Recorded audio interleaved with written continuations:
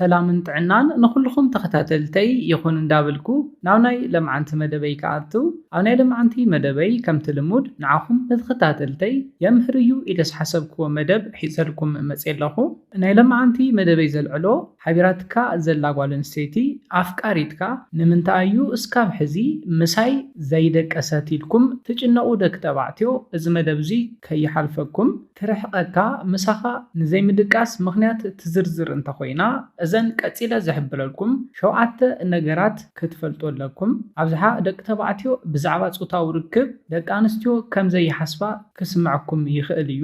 ኮይኑ ግና ገና ምርኻብ ኣብ ትጅምርሉ ግዜ ብዛዕባ ፆታዊ ርክብ ምሕሳብ ዝጅምራ ንስኻ ብዛዕባ ፆታዊ ርክብ ክትሓስባ እንተለኻ ድማ ኣብ ገጽካ ትፈልጦ እያ። እዚ ናይ ደቂ ኣንስትዮ ውህብቶ እዩ። ኩሉ ሻዕ ኣብ ገጽካ ተግባርካ ብዛዕባ ፆታዊ ርክብ ትሓስባ ከም ዘለኻ ትፈልጠካ እንተኮይና ድማ ትርሕቐካ እያ። ነዚ ነገር እዚ ኣይትደልዮን። ምስኣ ፆታዊ ርክብ ክትፍፅም ጥራሕ ከም ዝደለኻ እያ ክትሓስብ ትኽእል እያ። ስለዝኾነ ምስኣ ፆታዊ ርክብ ክትፍፅም ከም ዝደለኻ ክፍለጠልካ የብሉን። ምሳኻ ፆታዊ ርክብ ንክትፍፅም ዝገብራ ምሳኻ ተሕልፎ ግዘን ናትካ ኩነታትን እዩ ብደንቢ ተስተውዕለካ እያ። ንስኻ ንፆታዊ ርክብ ተሓስባ ከም ዘለኻ ክፍለጠልካ የብሉን። ስለዝተመችወትካ ስለዘፍቀርካ እያ ምስኣ ፆታዊ ርክብ ክትፍፅም ድሌት ክህልወካ ግድን እዩ። ኮይኑ ግና ክፍለጠልካ የብሉን። ስለዚ ኣብዚ መደብ እዚ ምሳኻ ንኸይትድቅስ ዝገብርዋ ትሰርሖም 7 ጌጋታት ክንርኢና እስካብ ናይ መደበይ ፍፃመ ሓቢርኩም ንፅንሑ። ነዚ ቻነል ሓደሽቲ ዝኾንኩም ሰብስክራይብ ብምግባርን ነታ ናይ ደውል ምልክት ሓንቲ ሻዕ ብምንካእን ዝተፈላለዩ ናይ ፆታዊ ርክብ ናይ ጥዕና ከምኡውን ናይ ሓዳርን ናይ ፍቅርን ሂወት ኢንፎርሜሽን ትረኽብሉ ቻነል ስድራ ንኽትኮኑ ብክብሪ ንሓትት። መደብና ናብ ብዙሓት ሰባት በፂሑ ብዙሓት ኣሕዋትና ትምህርቲ ንክወስድሉ ላይክ ጌርኩም ጀምርዎ። ስድራ ዝኾንኩምኒ እንዳመስገንኩ ናብ መደበይ ክምለስ።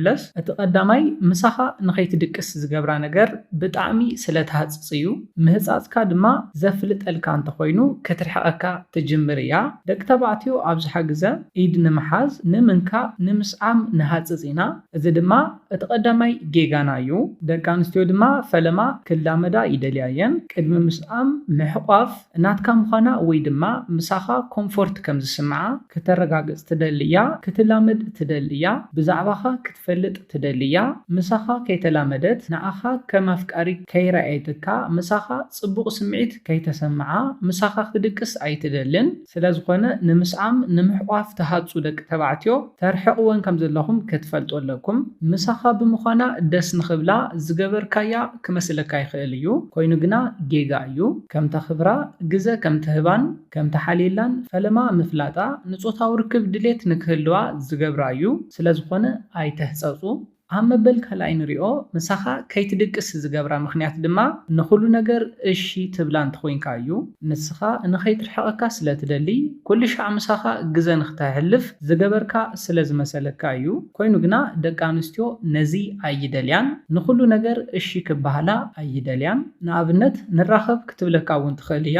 ዝኾነ ነገር ክትሓተካ እውን ትኽእል እያ። ነዚ ኩሉ መልስኻ እሺ ክኸውን የብሉን። ካብ ናይ ባዕልኻ ናይ ስራሕ ግዜ ክኸውን ይኽእል።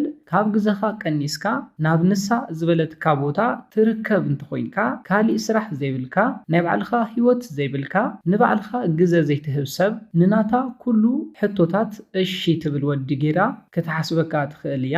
ስለዝኾነ ቢዚ ኩን። ክትደለይካ እንተላ ኩሉ ሻዕ ኣይትረኸብ። ከም ዘይምችወካ ንገራ። ነዚ ኣብ ትገብረሉ ግዜ ንዓኻ ናይ ምርካብ ድሌታ ይውስኽ እዩ። ስለዝኾነ ንኩሉ ነገር እሺ ኣይትበላ።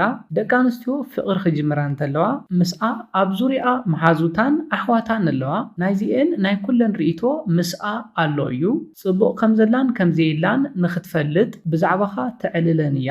ስለዝኾነ ኩሉ ሻዕ ክትረኽበካ ዝሓተተትካ ሕቶ እውን መልስኻ እሺ እንተኮይኑ እዚ ቆልዓ ስራሕ የብሉን ድዩ ናይ ባዕሉ ግዜኸ የብሉን ድዩ ዝብል ሓሳብ ከሕስበኣ ይኽእላ እየን። ስለዝኾነ ንባዕልኻ ግዜ ሃብ። ንኩሉ ነገር መልስኻ እውን እሺ ክኸውን የብሉን። ኣብ መበል ሳልሳይ ንሪኦ እስካብ ሕዚ ምሳኻ ንኸይትድቅስ ዝገበራ ምክንያት ድማ ኩሉ ሻዕ ዕላልካ ብዛዕባ ፆታዊ ርክብ እንተኮይኑ እዩ። ደቂ ተባዕትዮ ኣብዝሓ ግዜ ነዚ ትገብሩሉ ምክንያት ዘሐጎስኩመን እንዳመሰለኩም እዩ። ኮይኑ ግና እዚ ዓብይ ጌጋ እዩ። ንሳ ትደልዮ ብዛዕባኹም ክትዕልል ብዛዕባኻ ክትፈልጥ ክትሰምዓ ግዜ ክትህባ እምበር ብዛዕባ ጾታዊ ርክብ ንኽትዕልል ኣይኮነን ነዚ ኣብ ትገብረሉ ግዜ ንጾታዊ ርክብ ጥራሕ ከም ዝደለኻ እያ ስለትሓስብ ክትርሕቐካ ትኽእል እያ ምሳኻ ናይ ምድቃስ ድሌታ እውን ዘይክህልዋ ይኽእል እዩ ስለዝኾነ ኣብ ትራኸብሉ ግዜ ናይ ጾታዊ ርክብ ዕላላት ጥራሕ ኣይተዕልልወን ኣብ መበል 4 ንሪኦ ምሳኻ እስካብ ሕዚ ንኸይትድቅስ ዝገበራ ምኽንያት ድማ ብዛዕባኻ ስለ ዘይትነግራ እዩ ነዚ ክብል እንተለኹ ስለ መንነትካ ብዛዕባ ቀጻሊ ዕላማኻ ውጥናትካ ብዛዕባ ስራሕኻ ክትፈልጥ እትደሊ እያ ስለዝኾነ ንገራ ምኽንያቱ እንታይ እዩ ምስ መን እየ ዘለኹ ምስ መን እየ ቀጻሊ ህይወተይ ክምስርት ፍቕርኸ ምስ መን እየ ዝጅምር ዘለኹ ዝብል ነገር ክትረጋግጽ ትደሊ እያ ምሳኻ ንኽትቀጽል ዝገብራ ቀጻሊ ውጥናትካን ዕላማኻን እዩ ነዞም ነገራት ንምዕላል ግዜኡ ኣይኮነን ኢልካ ሓቢእኻዮም ክትጸንሕ የብልካን ኢቭን ንመሓዙታ ክትነግረን ተደልዮ ነገር ኣሎ እዚ ድማ መን እዩ ከመይ ዓይነት ሰብ እዩ ስርሑኸ እንታይ እዩ ኢለን ስለ ዝሓተኣ መልሲ ካባኻ ትደሊ እያ ስለዝኾነ ንገራ ግዜኡ ኣይኮነን ኢልካ ኣብ በይንኻ ይትሓዞ ኣብ መበል 5 ንሪኦ እስካብ ሕዚ ምሳኻ ንኸይትድቅስ ዝገበራ ምኽንያት ድማ ክትረኽባ እንተለኻ ስለ ትጨናንቕ እዩ ምስኣ ክትኮን እንተለኻ ከመይ ኢለ ከፍ ክብለለኒ ምስኣ ከመይ ክዕልል ኣለኒ እንታይ ዓይነት ዕላልከ ክዕልል ኣለኒ እንዳበልካ ኣይትጨናነቕ ነዚ ነገር እውን ተስተውዕሎ እያ ምጭንናቕ ድማ ኣይኮነን ምሳኻ ዘላ ጓል ኣንስተይቲ ኣብ ርሑቕ ዘሎ ሰብ እውን ከስተውዕሎ ዝኽእል ነገር እዩ ስለዝኾነ መንነትካ ዕላማኻ እምበር ኮፍ ኣባህላኻ ኣዘራርባኻ ኣይኮነን ንዓኻ ንኽትፈትወካ ዝገብራ ስለዝኾነ መንነትካ ዕላማኻ ውጥናትካ ንገራ ንዓ ክትረኽባ እንተለኻ ኣይትጨናነቕ ምኽንያቱ እንታይ እዩ እንታይ ዓይነት ወዲ ደኣ ቆፂርኪ ነርኪ ኢለን ክሓትኣ እንተለዋ ሓደ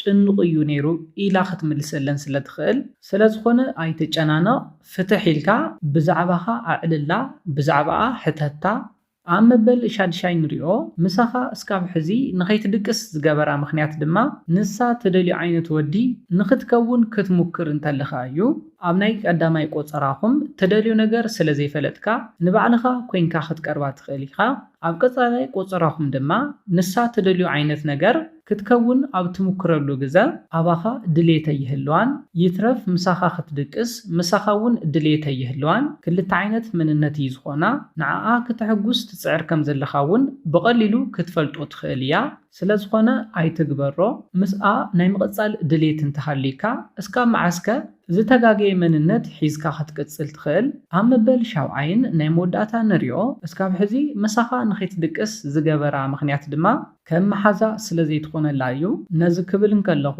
ዋላ ንፍቕሪ ቆፀሮ እንተገበርኩም ዋላ ናይ ፍቕሪ ርክብ ይሃለኹም ምሳኻ ከም መሓዛ ደስ ዝበላ ነገር ክትዕልል ናፃ ክትኮን ክትፈቕደላ ኣለካ ከም ደስታኣ ንኽትስሕቕ ከም ደስታኣ ኮፍ ንኽትብል ክትፈቕደላ ኣለካ ትደልዮ ነገር ምሳኻ ንኽትከውን ግዜ ምሳኻ ንኽትሕልፍ ስለ ዝገብራ እዩ ስለዝኾነ ልክዕ ከም መሓዛ ናፃ ንኽትከውን ድሌታ ክትዛረብ ከም ድሌታ ክትስሕቕ ናፃ ወዲ ክትከውነላ ኣለካ እዞም 7 ነገራት እንተገይርኩም ኣብ ፍቕርኩም ዓብዪ ለውጢ ክትሪኢኹም እስካብ ሕዚ ሓቢራትካ እንተዘይደቂሳ እውን እዘን 7 ስሕተታት ትሰርሕ ከም ዝነበርካ ክትፈልጥ ኣለካ ስለዝኾነ እዘን 7 ስሕተታት ኣውግድወን ነዚለ ናይ ልምዓንቲ መደበይ በዚ ክዛዝም ካብ ናይ ልምዓንቲ መደበይ ዝኾነ ሓድሽ ነገር ከም ዝሓስኩም ተስፋ ይገብር ነዚ ቻነል ሓድሽ ዝኾንኩም ሰብስክራይብ ብምግባርን ነታ ናይ ደውል ምልክት ሓንቲ ሻዕ ብምንካን ክተተባብዑናን ስድራ ክትኮኑናን ብኽብሪ ንሓትት መደብና ናብ ብዙሓት ሰባት በፂሑ